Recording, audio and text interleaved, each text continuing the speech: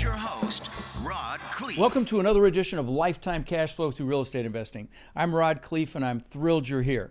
We've got an extremely seasoned and very nice guy here today. His name's Sridhar Sanidi, and Sridhar is in about $350 million in assets under management. I think that's right. And over 2,100 doors you already own, 600 under construction. And you've actively invested also, I'm assuming, in an LP capacity in a whole bunch, thousands of units as well. Yeah. So you've got a ton of experience. So we're going to have a lot of fun today. Sure, yeah. Well, welcome, my friend. Welcome to the show. Thank you. Thank you for having me on the show. Yes, and I appreciate you coming down for this. Why don't you, let's start the way we normally do, just by having you tell my audience your background and, where you came from and why real estate. So, yeah, give us a Sure. I'm originally born in India, and then I came to this country in 95. Okay. I'm an IT professional by nature. I was in IT for 30 years. I worked in Wall Street for 18 years on IT side. And relocated to Texas 10 years back. I was working with large companies like Oracle and Google. And my last company was Google. So nice. When I was at Oracle, I realized that in 2014, 15, I think there was a lot of changes happening. The technology landscape was changing towards cloud and all. A lot of people were uncertain whether their jobs will be there or not. So at that point, I felt that I should start something as an entrepreneur and have some income on the side in case something happens in future. I will have in 2014 or 15, somewhere around there. Yeah, somewhere around that. Then the easiest thing was like building up a single family portfolio. That's what I thought. Oh, is that how you started? No, but I didn't. I was not able to buy a single family after trying for 18 months. Wow. So then I gave up. And where were you living at the time? Sorry. Texas, Dallas. Dallas, got it. Okay. So then I said, it's not the way to go. So after trying for 18 months, if I want to scale up and really build a sustainable passive income cash flow, it would take decades for me at that rate. So that's when I thought I should go for big and bold. So I was looking for commercial real estate at that time. I attended few events over the weekend. I felt this multifamily was much better when I looked at notes, looked at hospitality, and looked at warehouses and all that. So you looked at buying notes, you looked at maybe doing hotels and other asset classes, basically. Yes, yeah? yes. Okay. And then I felt multifamily is being more dependable because it's a necessity class. I felt that there won't be that much of seasonality with that necessity class. So I was not sure where to start, so I started looking in the bigger pockets because when I was searching for the single family, bigger pockets was one of the big portal. Yeah. So in that one, a couple of syndicators posted their deals. Basically, I mean, they cannot post the deals. Basically, they said that, hey, if you are interested in passive income and come see us type of thing. So I followed a couple of groups and I invested in one of them. After 3 months, I got my first check. So I got excited. Said, oh, if I do it passively itself, I'm getting checks. What if I do actively? I will get a bigger check. Okay. All right. I like the way you think. Right. So that is how it started, and then after that I started attending more events. And in one of the events, I found a partner, and we decided quickly to go ahead and buy multifamily. From the decision to action, it took 2 months. No kidding. No kidding. Yeah. So. And is he still your partner? No. Okay.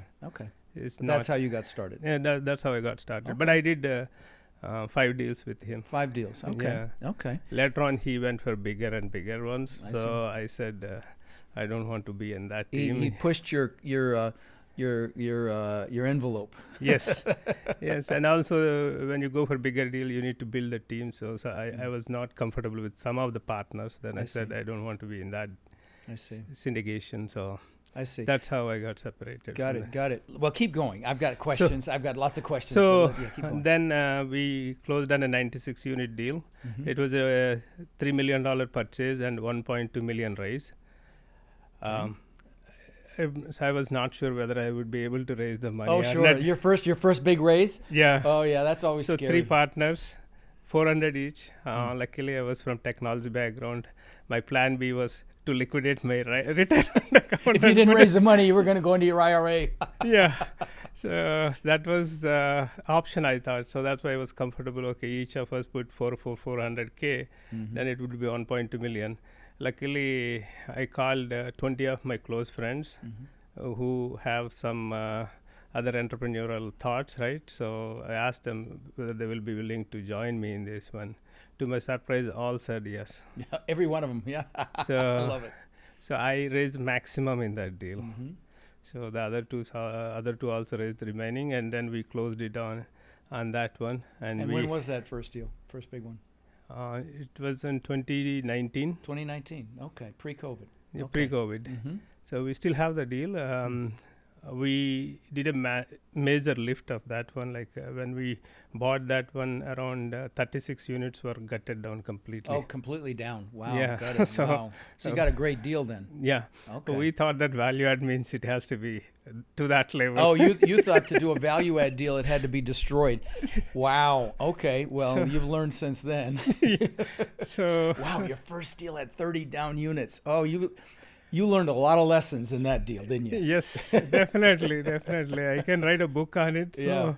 so a lot of surprises too. So Oh, yeah. the budget ran out quickly. Duh. Yeah. Sure, you didn't have enough capex budgeted for the thing. I'm sure Yeah. you were low on that. Yes. Am I correct? Yes. Luckily, it was a smaller deal. We could take that one Right. and bring it to normalcy. Now all of them are up and running, all the units. Sure. It's doing well now, so Of it course, is stabilized. But we are waiting for the exit right time. But you no, not now. No, anybody that's selling now has to sell. Yep. But yeah, back to that. When you do that as your first deal, that is trial by fire. When you're taking on a property that needs that much work, Yep. call it a heavy lift. Yep. Not for the faint of heart, and lots of mistakes. And sometimes that's the only deal people do if it doesn't go well. But you got through it.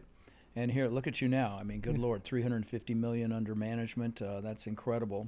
So back to your IT, experience, and a lot of super successful people in this business come from that space. There's a lot of money in that space, and all those people are very analytical, so they understand the benefits of investing passively or even actively in multifamily. Would you agree with me? Yes, that is correct. Most of the IT folks do analysis paralysis a lot. Right. So for me, my family has a business back home. So I am very familiar from childhood how my father used to quickly take decisions on certain aspects. So I picked that skill, and based on that, I did not go in depth on things. Right. And usually I go by 5 or 6 parameters. I will take the decision on those 5, 6 no, parameters. that's unusual for some, because you're obviously very analytical as well. Yep. And I will tell you, some of my most successful warriors are super analytical, and they're the hardest to get to make a decision. They have to check off every single box, but they're super successful when they do. And I push them, and I use the analogy, imagine driving across the country at night with your headlights only seen 60 feet in front of you. You know you'll make it. Other people have done it before you. You may have some obstacles, but you know you'll do it. And it's the same way with this business. But you got to take that first step, that first leap of faith. So talk about team for a minute, because you had that partner, you only bought 5 deals with him, but did you have complementary skill sets when you're looking to get in a partnership? Talk about that a little bit. Give a little background. Yeah. So the partner composition, even then and now also, I look for complementary skills sure. So for me, I can take any role. So I'm very determined. Like if I have to work extra hours and doing certain things, I can be hands-on as well as like at a high-level strategist too.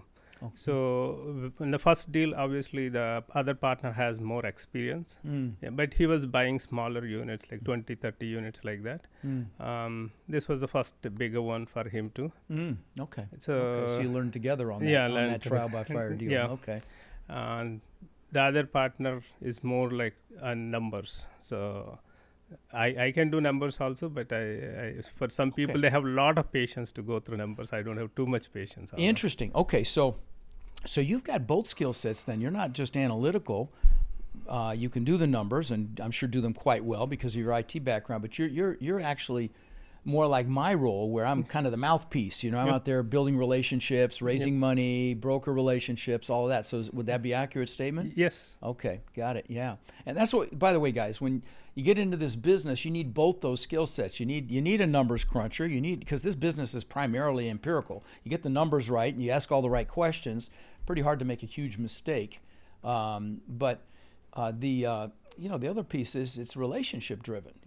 I tell my warriors, my new students, that when they come on into the program, I tell them building relationships with other warriors is more important than actually even learning the business, because this business really is a relationship driven. Would you agree? Yes, definitely agree. Yeah. So Yeah. sometimes one small connection through relationship can change your Huge. Change your life. Can change your life. Yeah.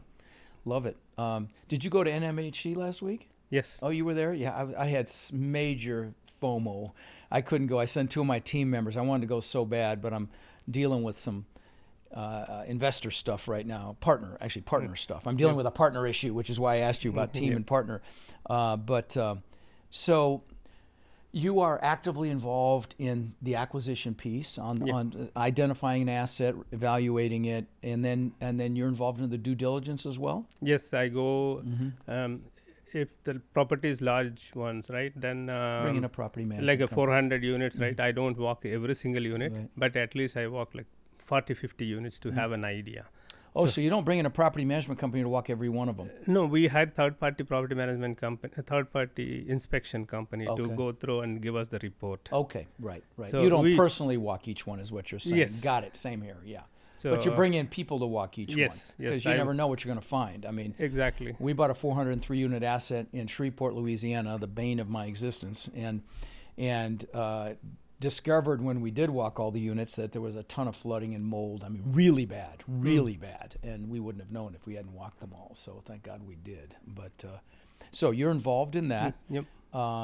You're involved in the raising the money, of course. Yes. And talk a little bit about that. What are some of the things you've done to build your network with investors? Speak about strategically some of the things you've done. Because obviously I've got my podcast. I can talk about deals here. By the way, screaming deal in San Antonio right now on that note. But talk about some of the things you've done to build a database. So I did not do too many podcasts or too many like webinars and all that. My investor base grew organically. Through networking? And through networking. Okay. And mostly through referrals. Through referrals. Oh, yeah. fantastic. So when somebody invested in my deal, and the way I respected their interaction, right? They liked it and they referred few more like that. I started with maybe 200 people when that was my phone book directory at that time when I started. Rolodex, it was called. Rolodex. So now I have close to 3,000 in my database. 3,000. That's fantastic. Yeah, all grew silently. That's fantastic. No, that's fantastic. You pay an investor back and you give them a little bit of return, and they tell everybody, if it's a little more than you estimated. Now, if it's $1 less, you're a scumbag. But if it's a little bit more, then they tell everybody. Would you agree? Yeah, agree 100%. The way I treat investors is this way, simply.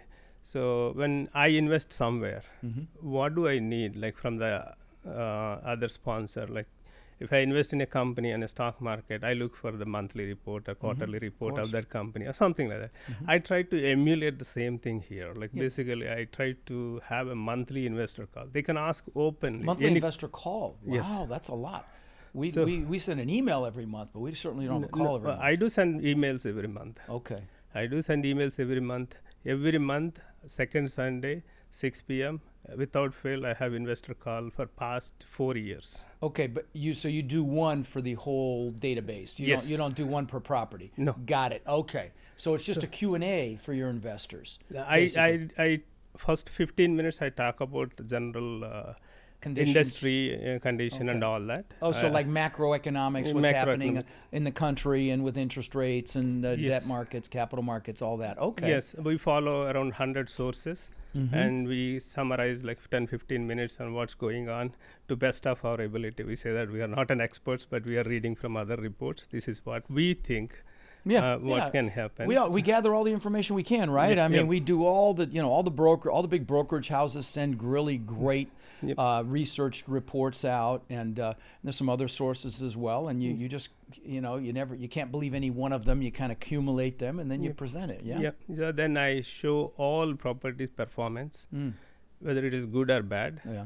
So I want you do all that in 15 minutes. For the second 15 minutes is the property. Is the properties. Okay, first 15 is the economic environment, what's happening, what you're seeing. Second 15 is, hey, on this property we're here. This property we're here. Then you open it up to questions. 30 minutes questions. Oh, that's beautiful. That's really good. So I might steal that from you, by the way. I like that. I like that. Sure. Feel free. Yeah. So that way they know that I'm not hiding anything. Right. So if you have bad news, you tell it immediately. Yeah. Exactly. Yeah, as quickly as you can, so they don't hear it from somebody else. Yeah. So I'm not intimidated by somebody asking me a tough question too. Right. So sometimes if I'm not doing a great job on certain property, they ask me like, why it is like this. Right. Yeah, I will explain. Yeah. If I'm not doing a great job, I have to admit that what is going wrong. Of course, it's not me alone. Right? There are a whole bunch of team members who may contribute. But the buck stops with you. Yes, and that's right. But see, I like that. You own it. You own it. Exactly. Good, bad, indifferent. You own it. Yeah. And I think everybody likes that when somebody owns what's going on. So that really pull a lot of investors. Yeah. So that transparency. Yeah. And any investor calls me anytime up to midnight, 1 a.m., I'm accessible. Really? Wow. No, that I won't do. I like my sleep. but the trick is, first few times they call, afterwards they don't even call. Yeah. So slowly the number of calls will drop. That's what I noticed. So first 6 months, there were a lot of calls. Yeah.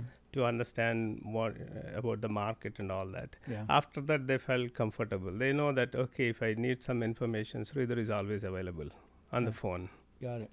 So they're comfortable that. They call me Sundays, Saturdays, it doesn't matter. My phone is open for them. That's a good way to do it. I do that with my students, my warriors, and nobody abuses it, really. I tell them if it's urgent, text me, you'll get me right away. If it's not, talk to my team, they'll get you on my calendar. So nobody abuses it. I have a lot of listeners that want to get into this business, and you're super successful. You've been really doing a great job and everything. But I'm speaking about the investors that want to invest actively. They actually want to do this like you're doing it, not just invest passively, although that's a great way to start, and a lot of people start that way. But actively, what would you suggest to them, if they're thinking about doing this business and as an operator? Yep. So first thing is people underestimate the time they need to spend on these things. So they have to be mentally ready to spend so many hours. So the people have a lot of commitments.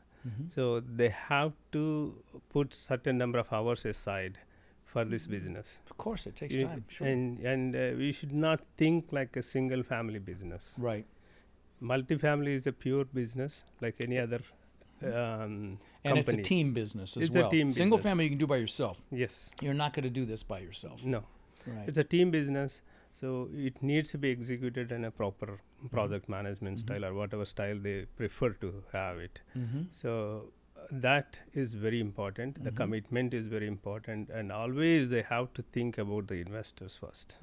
That's right. You put the investors first. The investors first. It's their money. You treat it like it's your money. Yes. Yeah, absolutely. And no, I like it. I like it. And also make sure that you need to show that you are first hit. If something goes wrong, you put more money into the deal and say that you are committed and you are serious about it. Yeah. If you have a challenge, so like that first deal you did, you have to throw some extra money in there. Yes. Yeah. I the Shreveport deal, we put probably $2 million of the general partners put $2 million into that deal to get it across the finish line, and I spent months of my life there, and I don't ever want to repeat that exercise again. But so as you progressed in this business, talk about any epiphanies that you had, any like aha moments. Okay, now I get it. Now I understand that. I'm sure you've got numerous examples, but just a couple of those or one of those. Sure.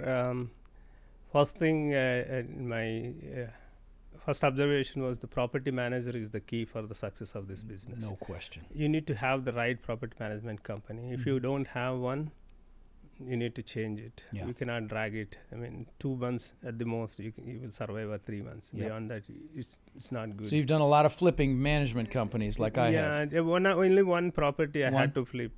Gotcha. In other properties, in a couple of other properties, the property management company went out of business, so I had to change them. Okay. But other than that, only one property, we initiated the change because they were not performing well. Right. Because we are on top of things, so usually we know if things are not going well. Majority of the cases, we ask for the property manager change. Right, on-site property manager. On-site property Yeah, manager. they're the linchpin. Yes. For sure. That a good property manager, as long as the management company doesn't destroy the relationship with them through over-reporting or whatever, can make all the difference in the world. You agree? Yes, I agree. So the property management company could be moderate or average or whatever it is, but if we have a good staff on property, still we can win. Yeah. So that's what we saw. I mean, even in this tough market, some of our property managers are really doing excellent job with 96% occupancy, less than 1% delinquency. Yeah, that's fantastic. Yeah. So let's talk about asset management for a minute, because we're talking about asset management now. By the way, I've got a great book on this that's free on asset management. I'm really proud of it. If you go to rodslinks.com, it's in the free book section, isn't it, Matt? Yes, it is. So it's in the free book section there. It's a very good book. So let's talk about some of the KPIs that you review on, I'm assuming, a weekly basis on those assets. What are some of the things you look at, the metrics? Definitely. By the way, KPIs, key performance indicators. That's how you measure any business at all. And an apartment complex is a business, and so you got to measure. What doesn't get measured doesn't get improved. So, yes. Right. So on a weekly basis, mostly I do on occupancy, how we are doing, how we are doing on collections, how we are doing in work orders. And work orders, how long the work orders are taking. Yes. Yeah, and if they're delayed a long time, you're going to have angry tenants, right? Yeah, and then how is our prospect queue? Only those 4 are the ones which I mostly focus on. Okay. Because the remaining ones are like varies. Like 1 week they may be good, the other week may. How about bad. monthly then? What do you check in monthly? So monthly, obviously I see the progression on the collections, whether we are doing the cash positions. I look at it. Even accounts payable, account receivable, we look at it. The delinquencies are within the range or not, Right. and the rent growth is happening, Right. And whether the rents are adjusted to the market rent or not. Right. So those are the And what they ones. call loss to lease. If you're not at market rent, the difference between what you're charging and what market rent is called loss to lease. Yep. Okay. So if we are burned out on loss to lease, then something is wrong, that we are not doing the market survey. So every month we do the market survey. We want But so what he's talking about, market surveys, you're checking all the available properties around there to see what they're charging, and your management company should be doing this. And now there are even services that provide that a lot of the management companies are using that's almost changed daily. Are you familiar with what I'm talking about? Where the rents are adjusted almost daily at these assets? Yeah, but we are not using that. We did some research and we felt that it has a limited success. So So that's why we didn't go for that. But we do continuously check. We do in both ways. I have a team of 10 virtual assistants. So they do background check from all the websites and see how we are performing against it. At the same time, we get the report from property management and we see whether there is any disconnect, the way they are doing and the way these guys are doing. So my team builds up all the reports for me from a different point of view for everything. Are your VAs in India or where are they located? Philippines. Philippines, yeah. Philippines are great. I used to have 10 in the Philippines a lifetime ago. 6 of them were $1.93 an hour a piece. So I had 6 people working for under $12 an hour, and they were happy to get it, 40 hours a week. Only thing I don't like about the Philippines is you got to, I mean, you can get them to work your hours, but it's brutal, so I didn't make them do that. So I'd have to talk to them later in the evening or early in the morning, which was challenging. I've started using VAs in Latin America, actually. I've been very happy with those. They speak English well, and they're on our time frame, which is the big thing I like. But, okay. And, of course, you're also checking renewals. Renewals. That's a real big one, to see what's being renewed. And, I mean, any leases that are expiring, your management company should be 3 months in advance trying to get those people to renew at market rents and maybe painting a wall for them or cleaning some carpet or doing something to juice it up for them. And, But so quarterly we look at the expense trend, how we are doing and all that. And quarterly we look at how far we need to reach our total NOI for exiting the property. So constantly we look for it. So I mean, in the current market, we cannot exit because of the interest rates. Yeah, and interest rates, cap rates, you know, and I'm sure you're seeing some compression of rents as well. I mean, I know we are, which, right, you know, used to check the market surveys to see how much you could push the rents. Now, you know, we're checking them and having to suppress some of them a little bit. You know, we've seen that. Now, is the bulk of your inventory in Texas? Yes. All in Texas? Is it all Dallas or other parts of Texas? Dallas, Austin, Houston, and Wichita Falls. Oh, nice. Okay. Love Austin. We've got three assets in San Antonio. Well, two in the one I've got under contract right now. Screaming deal. This thing is a mile from our other asset, a 296 unit asset we own is 200 units, and the one next door sold for $137,000 a door. We're getting this one for $100,000 a door. So I'm very, very happy. Same vintage, everything. So, but anyway, so your background is in financial analysis and modeling, correct? Yep. So do you play a role in creating the pro formas for the offering memorandums for investors, or do your partner do that? Because obviously you've got a skill set in that. Is that you or your partner? So it's a teamwork. Team. Okay. Yeah. So in each deal, we do assign roles, but you know, you assign who's doing what. Yeah. And most of my deals I'm the lead, so I assign the roles. Gotcha. And slowly over a period of time, some of them will drop. So I will pick up that slack and continue on it. I don't force them like, why you are not here. How big is your team? Tell me who's on. Tell me about your team now that you have. The deal size, the deal team. The acquisition team. So all are virtual assistant, no on-site. Oh, that's it. So it's you and a bunch of virtual assistants. That's wow. Good for you. Wow. So all of them are very well educated, highly educated. I see. 3 of them are engineers, 2 MBAs. Wow. 2 accounting majors. Wow. I made sure that I picked up. Yeah, that's high level stuff. Yep. Just, I mean, if you'll say it publicly, can you give me an idea of what you're paying hourly for like an MBA or someone that's super skilled? It's a fixed salary. If you don't, it's fine. Between $500 to $800 a month.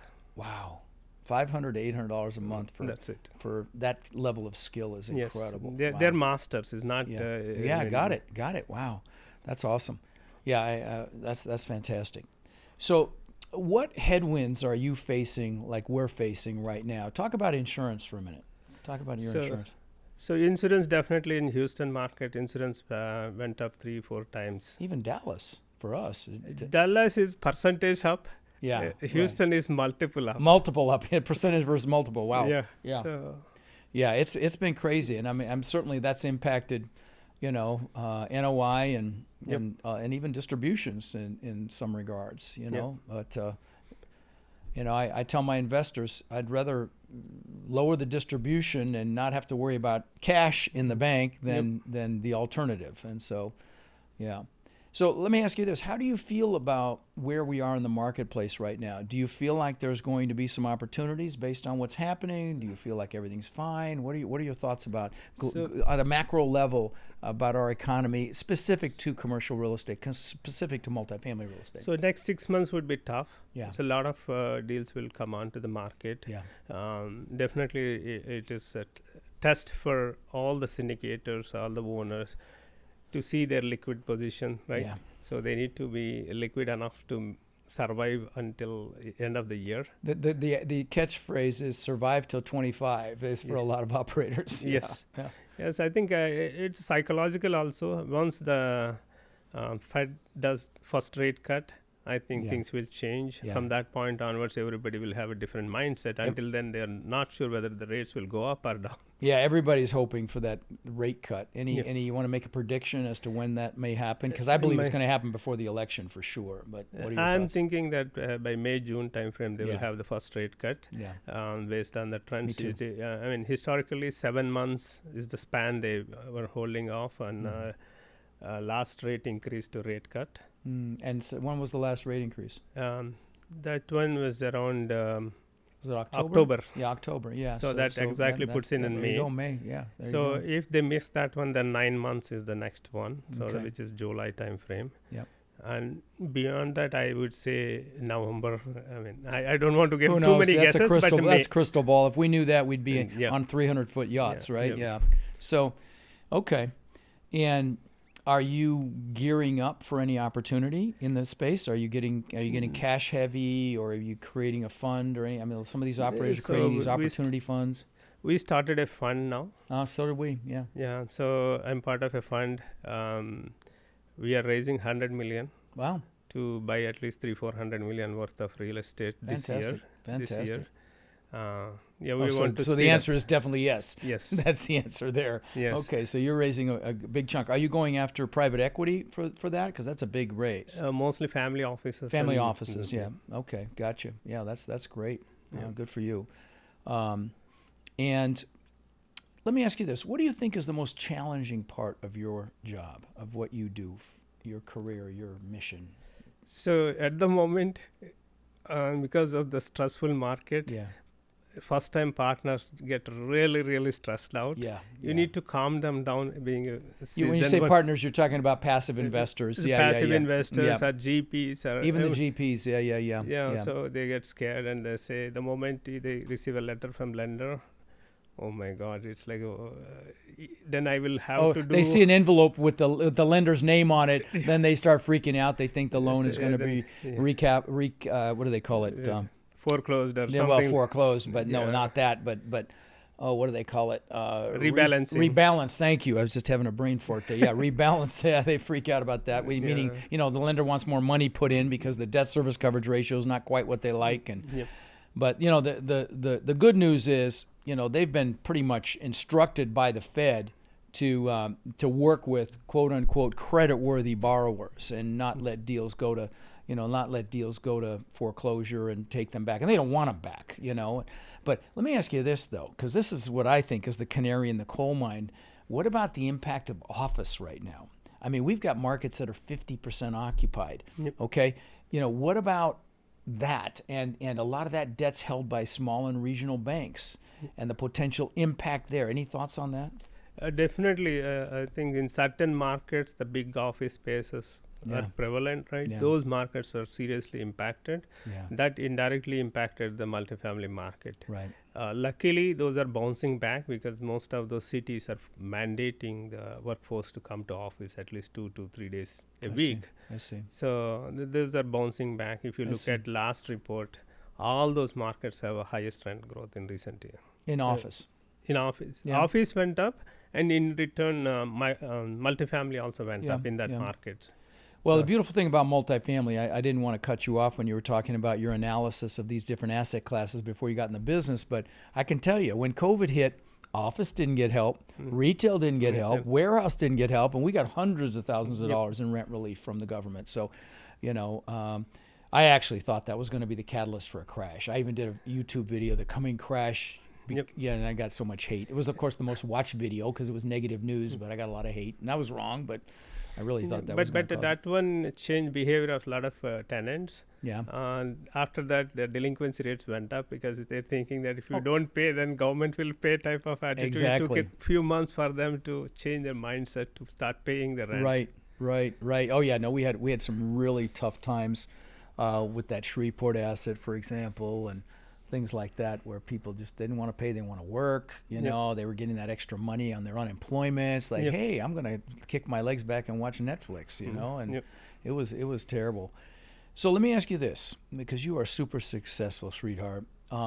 If you could go back and tell 18-year-old self something, with knowing what you know now, is there anything you'd do differently, and if so, what and why? Definitely, there are a lot of things I learned in the process. First thing is you need to have a right partner. Yeah. So don't experiment with solo. So Right. that is for sure. The Right. multifamily is not a solo business. You Right. need to have a right team.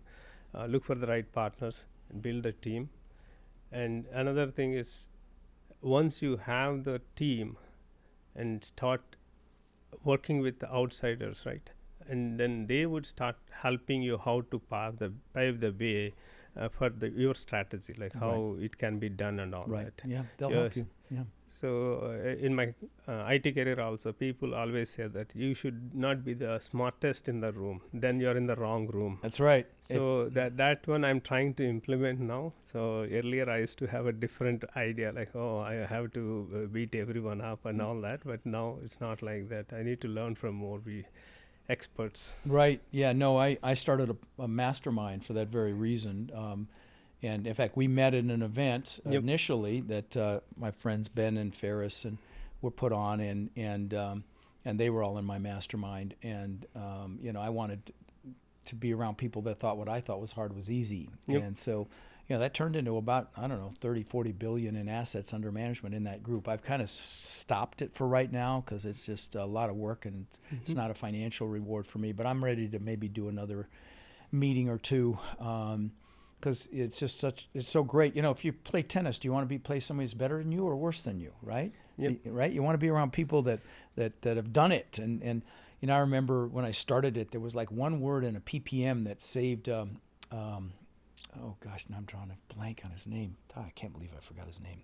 And it saved like $50,000 in costs on a PPM. And just little things like that, these little tweaks that you get, like when you get experts in anything, they can advise you and save you a lot of money in mistakes, right? Yeah, definitely. Yeah. Definitely. And I know you came to my boot camp as well. I'm honored that you came. I'm sure you were there trying to raise money, I'm assuming, And more than raising the money, just I want the networking. Networking, So, yeah. So Well, in a sure. couple of times, like I got a real good help through networking. Yeah, of course, yeah. You were at the Denver event. Was that the one my mom was at? Did I bring my mom? Or you were probably outside in the hallway networking. But my mom came to one, and it was a real treat for me because she's the reason I got in the business. And I was behind the curtain crying like a little girl because it was just emotional for me. But that was one of the Denver ones. Okay. But not the recent one, the previous one. I think. Yeah, that was it. That was the one my mom. Because was my mom at the last Denver event or one before? You say I wasn't there. Yeah. You say it was the last one. It was the last. Oh, so it was the last No, one. the one before. 'cause One we did before. that. That's Okay. right. Yeah, it was the one before. So Okay, that's the one. okay. You were probably in the hallway networking. Yeah. But is there a book, I'm sure you have people come up to you and say, they want the magic pill. How do you do it? Just tell me how you do it. Let's go to lunch and you can tell me how to be a success. What I used to do is I used to give people a CD set of real estate. And I said, watch this and then come back to me. Nobody ever did. Yeah. Do you do anything like that, or do you have a book that you like to gift more than another when you're trying to inspire someone to get into this business? Is there a book you like to gift? So most of the people talk about Rich Dad Poor Dad, and I like Think and Grow. Oh, Think and Grow Rich. Yeah, that's the one I give away. Yeah. So that one I gave to all my investors. Yeah. So and Oh, that's a good idea. That's a great book to give as a gift. Yeah, I think that's one you should read several times a year, in my opinion. Yep. So what's some of the best advice you've ever received as it relates to life or this business or, maybe your father as an entrepreneur? I mean, just anything come to mind when I ask that question? Getting panic situation, right? Mm-hmm. The more calmness you show, the more you can think and more you can come to an answer for this or solution for that. Yeah. So I don't get stressed out just like that. You hold it. You kind of hold on to it. That's something I'm working on. I'm actually in coaching for that right now. Literally that exact same thing because I'm too reactionary. Yeah. I'm actually doing coaching. So, you're analytical. You're from the IT field. How did you get over the fear of that first deal, that massive 400,000 raise? How much have you raised since then? Since then, maybe $25-30 million. 25-30 million. But that first 400 was the hardest raise you probably ever did, right? Yeah, so definitely it was a stressful one. So how did you get past the fear? So my biggest fear was I'm taking from all these friends. So if something goes wrong, then you will lose friendship and you lose money, both. So that was the fear. I mean, still I always have that fear. Sure. So not even a single dollar should be lost because of me to any investors. Love it. So that fear, I constantly see what is my risk tolerance. In finance industry, they have something called VAR, value at risk. Yeah. So I constantly look at value at risk for each deal. Mm-hmm. So how do I mitigate that? Yep. So how can they get their principal back, if not the profits, right? Constantly I look at it and I see how can I do a financial engineering to protect that. So More operating reserves, better debt. You Yeah. know. Did you get into any of the bridge debt? yeah, I have a couple of deals Couple with of 'em, yeah. variable bridge debt. And they're no fun. I'm Yeah, dealing no with them fun. too. They're Yeah. no fun, but you have a runway. You're gonna rate cap them again or We do have luckily only 2 years back only we got into, so we do have one more year. But our pain is the timing was bad that when they calculated the rate cap amount per monthly escrows, that was high. So now we are negotiating with them because the rate caps have gone down. Oh, you reduce it now. Good Yeah, for you. yeah, Okay. reduce it, and we are even willing to buy the rate cap in advance Wow. and tell them that re-spread that rate cap capture. So, for example, in one deal, they're taking $107,000 for rate cap Annually or monthly? monthly. So- I had one guy. We were looking at a San Antonio deal. His reserve was $8,000 a month. It went to $80,000. Yep. I mean, how do you recover from that? I mean, Yeah. So we worked with the Wow, lender, $107,000. and then we are able to bring down to $20,000 from nice. Fist $107,000. bump. That's awesome. That's Yeah. awesome. So Wow. basically, we bought 2 years rate cap Uh-huh. from the date the current one expires. Right. So the deal is safe for extra 2 years. Oh, good. So and then we do have funds, and then our monthly outlay from cash flow is okay. Yeah. Other than the rate cap escrow, I think pretty much in every single deal of mine is like cash neutral or cash positive. Yeah, that's good. That's good. Yeah, that's tough. But let me ask you this, because you're very driven. Obviously, you're a go-getter. Yep. What's the why that's driving you? What gets you to jump out of bed every morning and go take the day? And what's the driver? So eventually, I want to build a bigger enterprise that I can say that I have a legacy that I built something. Nice. Do you have children? Or? Yeah, too. Okay. So both are in college. Okay. They may or may not come into business, but I've been trying to get my son forever, and he got golden handcuffs from my brother's business. So yeah, but yeah. I don't want them to be in the business right now. I want them to explore other opportunities, and once they go through the corporate world, then they will realize how good it is in entrepreneurship. If I tell them now, they don't understand. They don't believe you either, because if someone else tells them, they might believe it, but when dad or mom tells them, it's hard. Yeah, no, I get it. Yeah, so entrepreneurship gives that feeling that you are employing X number of people. Right.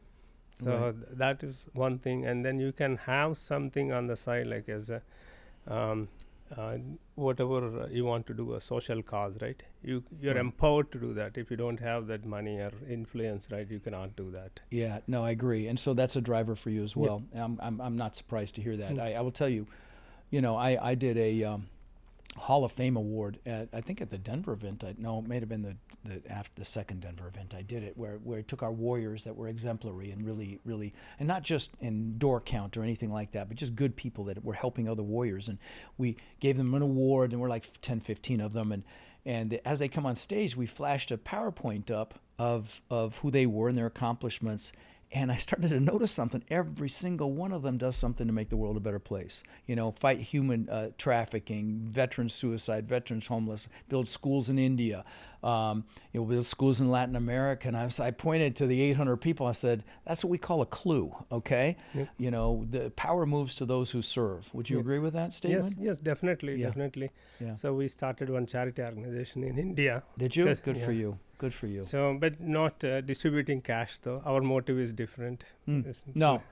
So what are you doing? Tell give a little more detail. So it's like oftentimes the biggest hurdle I have seen is like a mindset. People are afraid to do things. So I want to give them that confidence. So that's what we are trying to achieve. So of course, in that process, how are you accomplishing? I mean, do you have like sessions, or what do you do? So to we accomplish go that? to universities and colleges and give like a speech motivation. Lectures. Not exactly a motivational speech, but correlating our journey and correlating the journey of theirs and which point they are in. So how they can plan their future at that point in. Oh, I love it. Love it, love it, love it. That's fantastic. So mentoring is the main theme in Yeah, our. no, I love it. That's absolutely fantastic. So as you were getting into this business, did you lean on a mentor or a group or a program to help you, basically pay for speed and get up to speed faster? Did you do something like that? Yes, definitely I did that. Uh-huh. The difference you can see my result in 5 years. I did 18 deals, 3 full cycles. Nice. So that is all because of the influence from the mentoring program. Right. So you always feel that you have to be in the ecosystem, and you get to know what are the pitfalls and what are the pluses and which market to go for and all. So a lot of that information is readily available when you meet other people, and you get motivated. Yeah, of course. You get inspired by what they're doing. You learn what not to do. Yes. You have people you can lean on if you've got a deal to look at it. I mean, that's one of the huge benefits. Obviously, my Warrior program, I think we're at 190,000 units at last count, I believe we're at for my Warriors. Don't quote, it's somewhere around that, and which is astounding to me because I've only been teaching for 6 years. But so you did it as well. Well, good. Yeah, that's how. Honestly, seriously, you can do it yourself, but it's going to take you a lot longer, and you'll have more mistakes, and you'll have more what I call seminars. Yep. If you can lean on a group, stay and be around people that want more, because so many people will try to pull you down, the naysayers, and sometimes even family, and they'll try to pull you down. But if you're in a group of people that want all of this, they're motivating you, they're inspiring you, they're helping you, they're validating you. And would you agree? Yes, definitely. Yeah, Definitely. love it. And it reduces the time in certain aspects, That's it. right? No, That you're paying for pays speed. further. You pay for speed. That's the bottom line. Yeah. Love it. So, we get excited about something, but then sometimes we'll lose that drive, that motivation. We hit these stumbling blocks or plateaus. How do you keep yourself motivated and inspired? Well, that's a very good question. So after a while, after seeing so many small challenges, people get demotivated. Yeah, of course. So my approach is like, what is my eventual vision, what I wanted to do? So you look at you future pace it. Future pace. Yeah. So how do I achieve it? Definitely, it's not a straight line. Right. It will be always ups and downs and ups and downs. Right. How do you course correct and then reach that goal? Yeah. So for doing that, where am I dragging? How do I boost myself up? Yeah. So one thing, obviously, people get stressed out. So I constantly watch comedy shows on the side. Oh, that's smart. So my end of the day, blood pressure should be normal.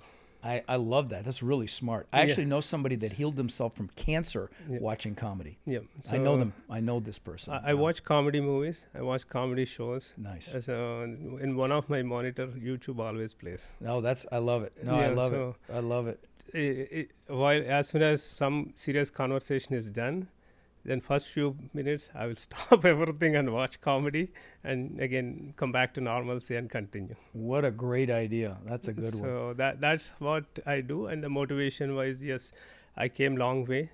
How can I influence? How can I change lives of few people? That's it. Yeah. Money is one thing. Definitely in the process we'll get it. Yeah. But at the same time, if I can help 10 people achieve their financial freedom, that is the biggest success for me. Love it. If that's the mindset and the true driver, success is inevitable, which is why you're a success. It's a pleasure to meet you, my friend, or see you again. We've saw each other now twice now. This is the third time, but I appreciate you coming down for this. Great to see you again. Okay. Thank you for having me on the show. Absolutely. I really enjoyed it. Thank you. Likewise. So one other quick thing. We encounter so many people that are frankly frustrated. They're looking in the mirror and they're frustrated that they haven't been able to escape the rat race. They haven't been able to build cash flow to the point where they're able to have financial and time freedom with their families. And maybe they see other people buying real estate and creating, incredible cash flow, and they think, well, it's just scary. Buying apartments is intimidating. And I get it. But see, that's why we created our Warrior Mentorship Program. They're our coaching students, and they've had extraordinary results. My students, I've been teaching about 5 years, and they own upwards of 140,000 units now that we know of, right? And we feel like it's just getting going. Now we're looking to grow this group and really take it to the next level. And honestly believe that the greatest transfer of wealth could be upon us right now with this current economic environment. Everything's going on sale. So we're looking for people who want to follow a proven framework, really like a blueprint or a map, literally step by step. And then they're able to leverage our systems and our incredible network to raise money and equity, to find deals and close those deals and build partnerships, really nationwide. So if you're interested in finding out more about how you can become more in our incredible network and take advantage of the unbelievable opportunities that are upon us, you can apply to my Warrior Mentorship Program by texting the word CRUSH to 72345, or you can go to mentorwithrod.com.